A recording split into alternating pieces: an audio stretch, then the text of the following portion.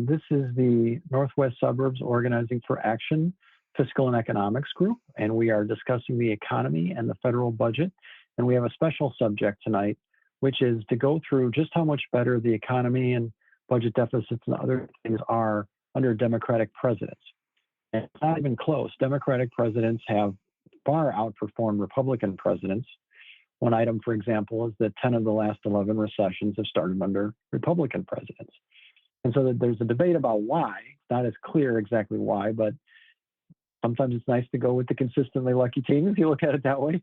And we're going to go through that in depth. We'll look at a lot of economic variables. We'll also look at the stock market, which also performs far better under Democratic presidents. One of the challenges Democrats are up against is that when you poll Republicans, at least until before this crisis, Republicans tended to perform better. In other words, the citizenry of the United States tends to think Republicans are better in managing the economy when it's not even close. The Democrats are far, far better. And we'll go through that. And so, as we usually encourage people, feel free to share these materials far and wide with your friends and foes alike on social media. And, try to do your part to help people realize that, that conventional wisdom it's more marketing than the reality. So we always ask you, understand the facts, sharpen your arguments, and communicate to your audience. And we'll give you some links for doing that tonight as we go through this. And this is a very closely followed statistic, arguably perhaps the most important economic statistic is, are you generating jobs? Is the economy generating jobs or not? And the total job creation in millions under Democratic presidents since Truman in April of 1945, all the way through Biden in August of 2021, Democratic presidents created 74 million jobs and Republicans added 32 million jobs.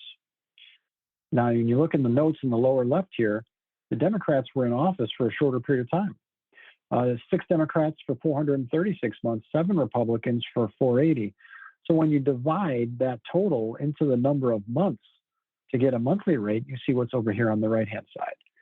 And Democrats average 169,000 jobs a month added, and Republicans 67,000 jobs a month added. So monthly job creation, 2.5 times faster under Democratic presidents from Truman to Biden.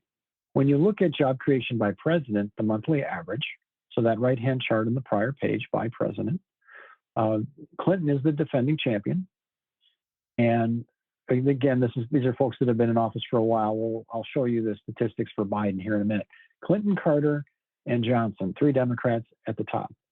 Then Reagan, Nixon, and down the line, President Trump was the only one that had a negative average job creation because of the big drop-off from the coronavirus recession. Before that happened, he was just a little bit behind Obama. So not far off. Biden is doing phenomenally well so far. He's up 4.45 million jobs in 7 months, about 742,000 jobs per month on average. So if I had added Biden's line to this chart, he would have dwarfed everybody else. But it's still early, and we're in a recovering economy, but he's doing very, very well as well compared to these others. So any questions on these first 2 slides about job creation or comments from Carl or audience members? All right. Just when you look at this slide, you've got 6 of the top 8 Democrats and the bottom 5 all Republicans. This is another way of looking at similar data of the same data, which is what percent increase in jobs total. So you take a look at how many jobs they had at the beginning and how many jobs were at any given point in their presidency, and that's how these lines are drawn. So what this says is that about 21 months into his presidency, Clinton here, this dark blue line, Clinton was up about 5%.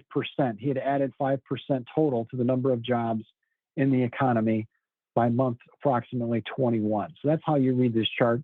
And so a president that's in office for 4 years is going to have about 48, or I think the way I did it, you have 49 observations, but 48 or 49 months.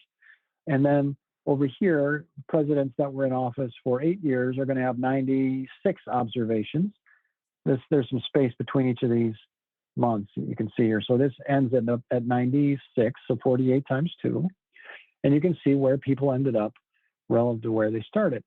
So Trump, being the orange line here, had the big drop, and he ended up negative.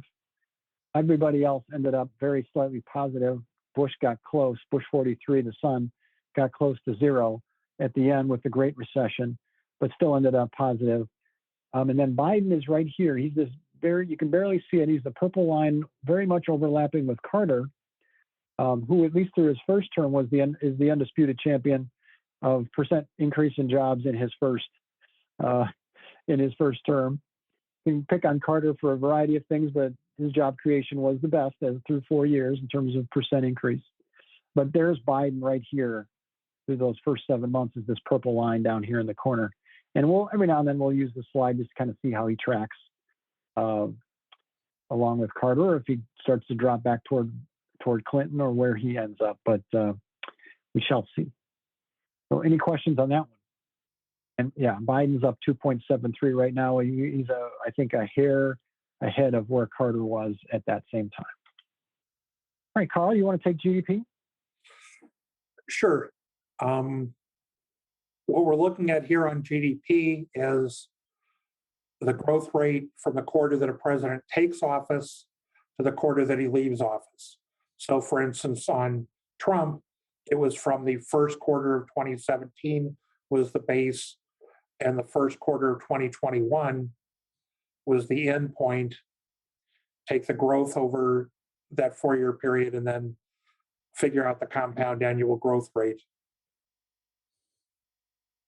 And what we see is that of the presidents since World War II, Kennedy had the highest growth rate, then Johnson, then Clinton.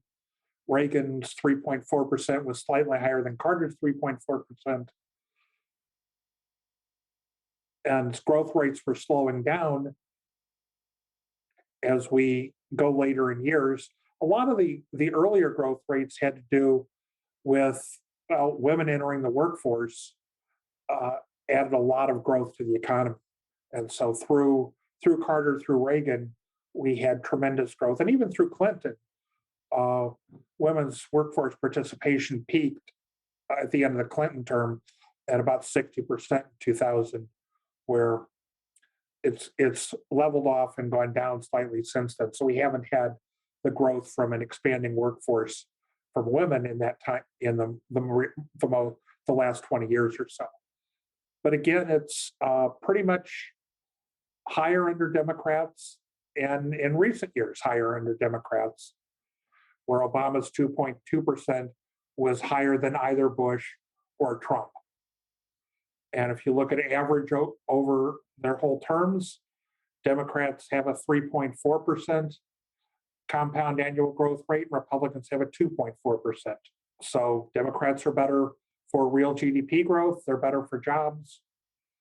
Looking at going forward, the last 11 recessions, last 12 recessions actually shown here, we show that Republicans, the 10 out of the last 12 recessions started under Republicans, 10 out of the last 11 recessions started under Republicans.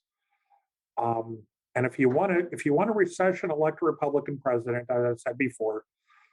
The last Republican president who did not have a recession start in his watch was James Garfield, who served 6 months in 1881 before he was assassinated.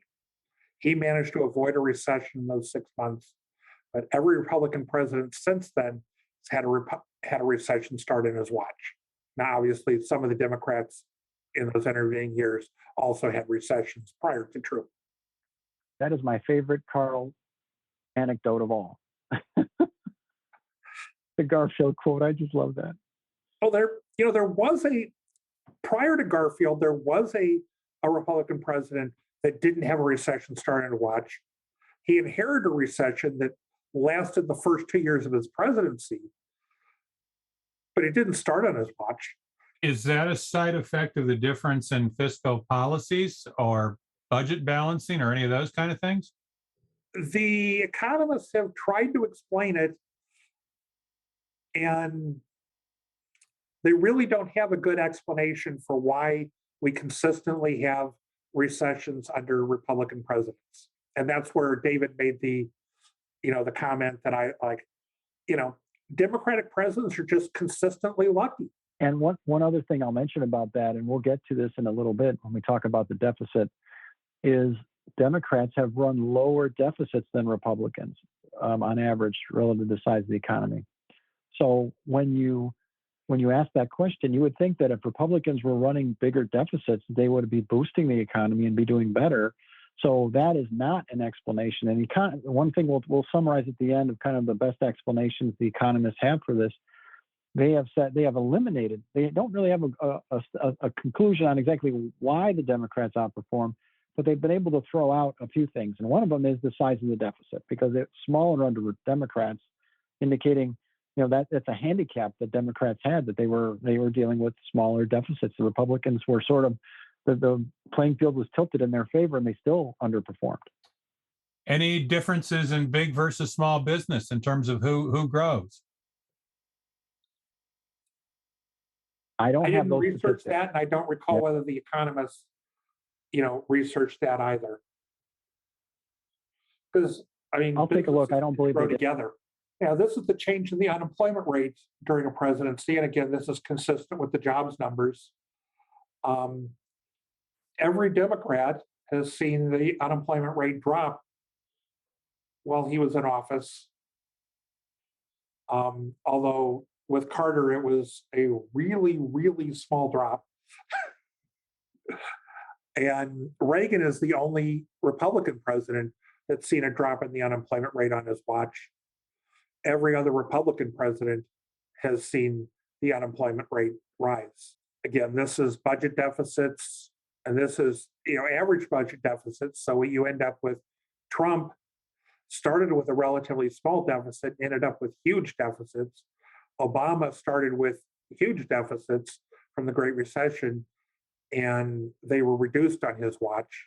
But again, you see that on average, Democrats run deficits that are half of what the Republicans run as a percent of GDP. And again, this is looking at the fiscal years, the budget years for a particular president. So again, Obama's budget years were fiscal year 2010 through 2017, because fiscal year 2009 started in October of 2008 and was Bush's last budget year. And this one's even much more dramatic, showing the change in the budget deficit from the year before the president took office to his last budget year. And we see that there was huge increases under many Republican presidents and decreases or small increases under Democratic presidents. So where Obama had a large average budget deficit, he inherited a $1.4 trillion deficit and left with a $665 billion deficit. So it was cut by more than half during his 8 years in office. And if you're not handy with GDP math, percent of GDP, just remember 1% of GDP is about $200 billion today, 210. So 200 is a round number. So when you see Bush and Trump up there adding 11%, multiply that times 200, they're adding $2 trillion to the deficits that they inherited. Remember, Bush inherited a surplus and ended with a very big deficit at the end of in the middle of the Great Recession. So you can just use that if you're more programmed for dollars, that you can use that 200 million number for reference.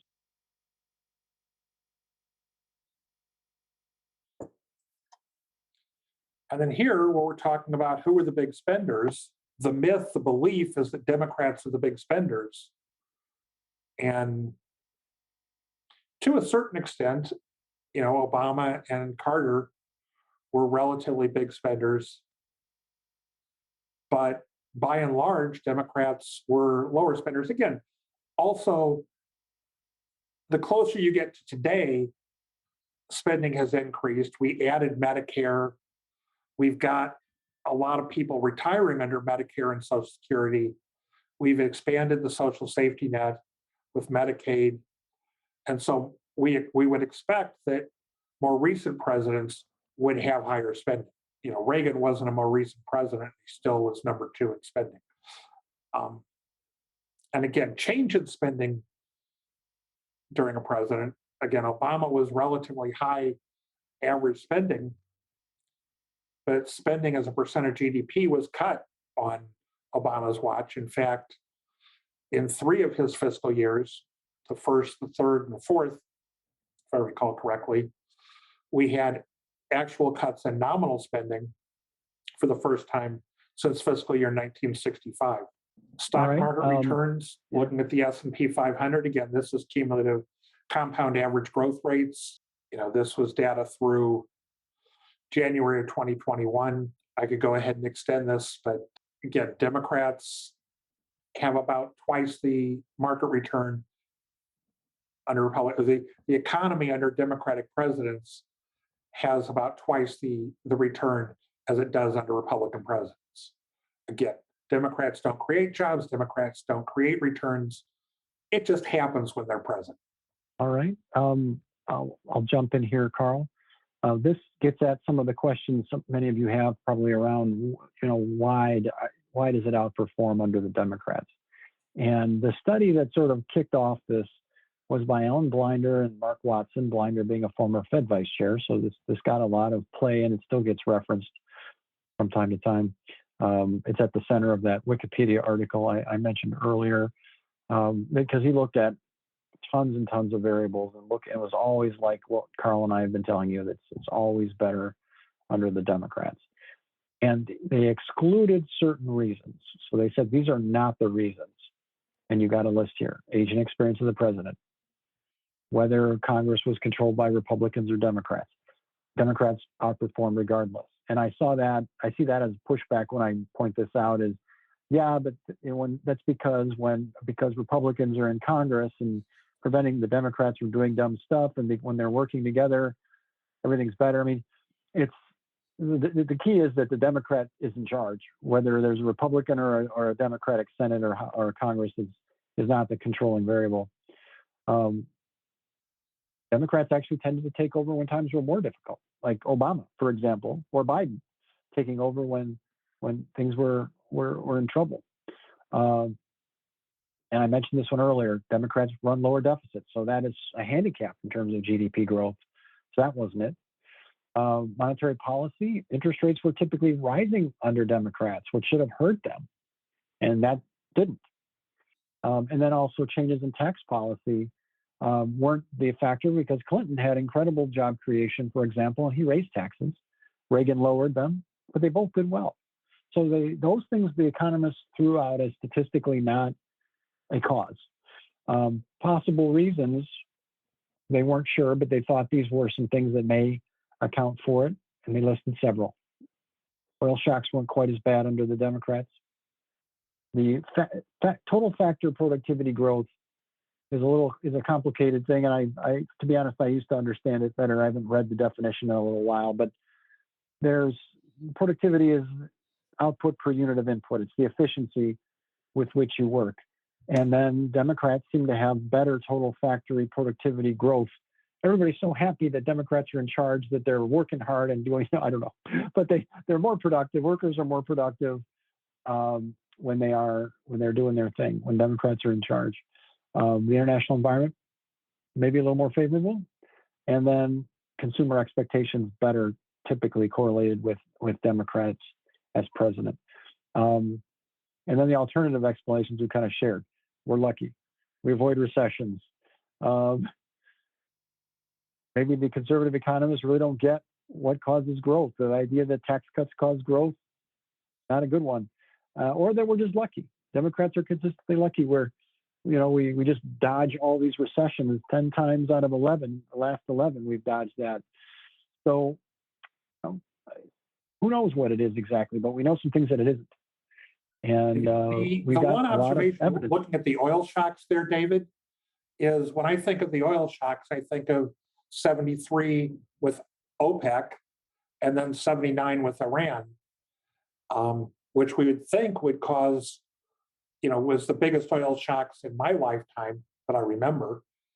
And yet job growth was pretty good under Nixon and under Carter, despite those oil shocks. So, one of the ones you got listed there, David, is more optimistic consumer expectations. Could the media be a contributor in this?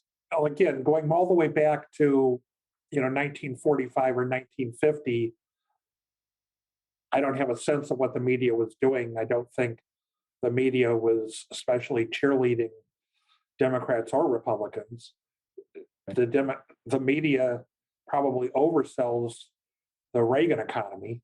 I don't know. back Up then, until there was- Reagan got shot, I thought they were rather hard on him. Well, we were in a major recession that started shortly after he took office and continued for much of his first 2 years. Sure. But just saying, clearly they didn't like Nixon. I think Nixon's wage and price controls and then the lifting of those had a lot to do with why the Nixon economy overall wasn't that great. Yeah, wage and price controls generally are, from what I understand, not a very effective solution. Correct. Carl and David, I have a question. Does any of this change if you strictly divide it up by 4-year presidential term? Do any of the presidents do better in one term and worse in another, and then in composite come out well or not? Or Well, I mean, the Reagan's first term, because he had the major recession, 81 and 82, unemployment was relatively flat and only down a couple of tenths of a percentage point. His big growth was in his second term. I don't recall any that are wildly different. I mean, obviously, I think we had better growth at the end of Clinton's term than in his first. And again, if you were going to say that a president's policies emphasized, contributed to the economy, what happened in his second term or towards the end of his term is probably more influenced by what the president did than what happened when he first took office. I mean, the Obama job numbers reflect the fact that we were losing 700,000 jobs a month when he took office. By the end of his term, we were adding, jobs at a much better rate. Any other questions? That's a good one. Magic, pixie dust? Could be luck. Let me throw It could be luck. something out that's completely speculative. And that is that Democrats will put a higher percentage of the workforce out, which raises the output by having higher work. Republicans have tried to reduce the size of the workforce, especially through institutional racism. And so I don't have any data on that, but I'm curious. Well, I certainly see it more recently in terms of Republican presidents and restricting immigration, especially under Trump. But earlier Republican presidents were open to immigration, like Reagan. So, And earlier Republican presidents were some of the champions of some of the affirmative actions policies. So it's hard to do that. And environmental regulation. But that's all water under the bridge. I mean, I guess it matters if you're assessing the performance of past presidents, but in the present day, those things are nothing but history. The Republican Party is now sort of at an institutional level xenophobic and anti-immigration, and we're not going back to even 1986 or something, which isn't the distant past, when Reagan was fairly open to immigrants. So we can assess sort of immigration policies in 1986, but that's just history now. Those days are never coming back. going forward, if you want to talk about immigration, and you want to talk about the Republican Party, I can essentially guarantee you they will be anti-immigration indefinitely. And certainly the Civil Rights Act of 64 helped put a lot of people into the workforce, both women and minorities. That's probably a big factor, is women entering the workforce in the 70s. That's not talked about so much, but obviously when the workforce grows tremendously because half the population is, much more able to enter and not just enter at a low level, that's obviously has a huge impact on the economy. Before 1975, how many women worked, how many women were lawyers, doctors, et cetera, et cetera. When that changed in the 70s or 80s, obviously that must have had a huge impact. I was a little kid in the 70s. I don't remember it well, but obviously that must have changed the economy substantially. It certainly did. I remember I was in school at the end of the 70s, and women were going off to college and studying at a much higher rate than they had been 10 years earlier. And the consulting firm I started with was good about hiring women because, among other reasons, a lot of the older consulting firms weren't hiring women. And so you could get really good candidates and didn't have to pay a premium. Along the lines of what women's opportunities were, my brother pointed out to me a history that was written in, I think, 1963 or 1964, Arthur Anderson, The First 50 Years. And if you find that book and look in the index in the back about the contribution of women, it's about two secretaries to managing partners was the contribution of women to Arthur Anderson through the first 50 years. They did not hire professionals until the Civil Rights Act of 64. I never heard it put that way, Carl. I think that's a really good observation that the Civil Rights Act had a lot to do with helping grow the workforce. And that's really, I had never heard that. I think it's a really good point. Makes a lot of sense.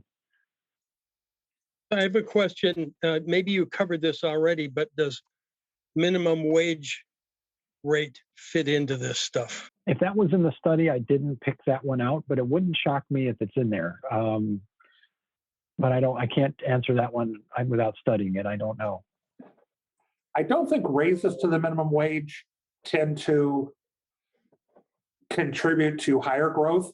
Just on the more recent history, the last big increase to the minimum wage was during the Great Recession. So just based on that, you're not going to have a positive impact to the minimum wage. Even with the last increase in the minimum wage, it has not kept up with the value of that time since the minimum wage was created. I'm sure It'd have to be well into the $20, $25 an hour to do that. Depends on whether you're adjusting for inflation or what you're adjusting for. Yeah, she's adjusting for productivity, I think. Average productivity. Yeah. Where, and if you look at average wage versus average productivity, average wages have kept up. Well, and here's another question. How do the different states fare? That was not part of the analysis, at least the Blinder and Watson analysis. If you go back, with the states fare vis-a-vis minimum wage, I know that if you go back to recovering from the Great Recession, 2012, 2013, 2014, the states that had a higher minimum wage than the federal minimum wage averaged an unemployment rate that was 1.3% higher than the states that didn't have that were using the federal minimum wage. Whether that's a cause and effect there or, I don't know, but that's just what the data showed at that time frame. Shall we go to the next summary graphics, or do we have more questions? And this is a nice way to summarize it. I joke that this is Bill's favorite chart, but this is a nice, we've got four of the graphs sort of on one page, and you've got job creation, GDP growth, stock market, and budget deficits. And you can see just how much better the Democrats do. And, you can share this one. It's an easy one pager to share. and kind of get that message out there. It really, I always joke that the main thing the Democrats need is a marketing department. And we do our best here to put that data out there.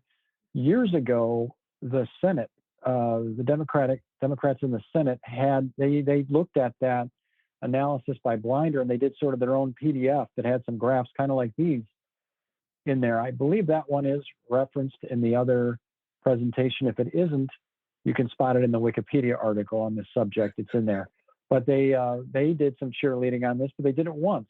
We've got to get good with our talking points. I think everybody here could recite Republican talking points, but you might not be able to recite Democratic talking points because we don't always have them. And we need to get at that the economy performs far better under Democratic presidents. It would be nice to see every time a Democrat steps in front of a microphone to say that sentence and then proceed with whatever else they want to say. But it's one thing that Chuck Schumer does, for example, is on Twitter. Probably, I don't follow him every day, but almost at least weekly, probably every other week, he has a tweet that goes out that says, "Today would be a great day to get rid of student debt." And I would love to see a bunch of other Democrats just share this slide every other week and just do it. Have the entire House of Representatives share this on Twitter or whatever their version of it is. The Democrats should be doing that. And you can encourage that's one thing you could write to your congressman and senator about, is just ask them. Say, well, why don't you do this? Put it on their Facebook pages and say, why don't you amplify this? I mean, talk to their people. There are things we can do here. It takes like 5 minutes to write an email to your senator or to your member of the House, and to keep at it, who knows what'll happen. So, I need to walk the talk. I've been doing that on Twitter, putting on their Twitter pages, but I haven't written them to tell them to do this. And I probably could. I need to. So I will take that as a to-do. I will write some letters and I'll tell you about it next time. But I'm going to be curious to see the responses that come back. But the marketing is a really big part of it, and we can help. It looked like Bill had a question. He had his Go hand for it, raised Bill. for a while. I'm sorry, I didn't see it. Go ahead. More like a comment. If you really want to create some angst and anger, just post this slide on your Facebook post, and you can put any kind of a message on the top of it. But it really gets those that absolutely believe that Trump had the best economy ever, the best GDP, the best jobs. They get crazy, and you can really get some vicious comments out there, but you really can learn where people are with this one slide. Yeah, I think there's good. I think there's a lot of rationalization out there about a lot of Republicans say, I'm voting Republican because it's good for the economy. Republicans are better for business, blah, blah, blah. My view is that a lot of they vote for the Make America White Again policy, as I call it. Make America White Again. That is their policy. Anti-immigrant, racial, all this stuff, all this own the libs, all this stuff is in there. But they cover that up by saying, I'm doing it because of the economy. And when you take that rationalization away from them and say, you can't say that because it's not true, you have to admit that you're voting against your own economic interests if you're voting for a Republican. Unless you're in the top 1%, you're super rich. You could argue they benefit from the tax cuts, but most people don't as much. You're voting in your own economic interest when you vote for a Democrat, certainly from the stock market perspective, if not otherwise. And that is something that Republicans are not used to being confronted with that. And, I don't think it's going to change their mind, because that's not really why they're voting. They're not really voting for Republicans because the economy's better. They're using that as a rationalization. I have to make a correction here on Bill's favorite slide. I need to put % of GDP here. So Bill, hang on. We'll get you a revised one for you. Make sure it's perfect. This one looks like it's okay. We just changed some of the variables at the bottom to include the change in the unemployment rate and the change in the federal budget deficits. If you're interested in a couple variations of this theme, you have this. Here are some sources. So you've got the Economist article, the Watson and Blinder stuff. there's the Joint Economic Committee Democrats. That's the one I mentioned where the Democrats did some marketing on that a few years ago and should hopefully repeat it endlessly. So some other ideas for you in terms of sources for that. And let's see, yeah, this, if you remember me, but you don't remember this link on Twitter, my pinned tweet, if you know how Twitter works, when you go to somebody's page, right at the top, they have a pinned tweet, meaning you can take a tweet and lock it so it always sits up there. That's where it is. So if you remember my name and forget the link or don't have it handy, just go to my Twitter page. It sits right there. Grab it and post it. You can retweet it if you're really lazy, or you can take the link and post it wherever you like. Feel free to do that. It's there for use. And I think that's it.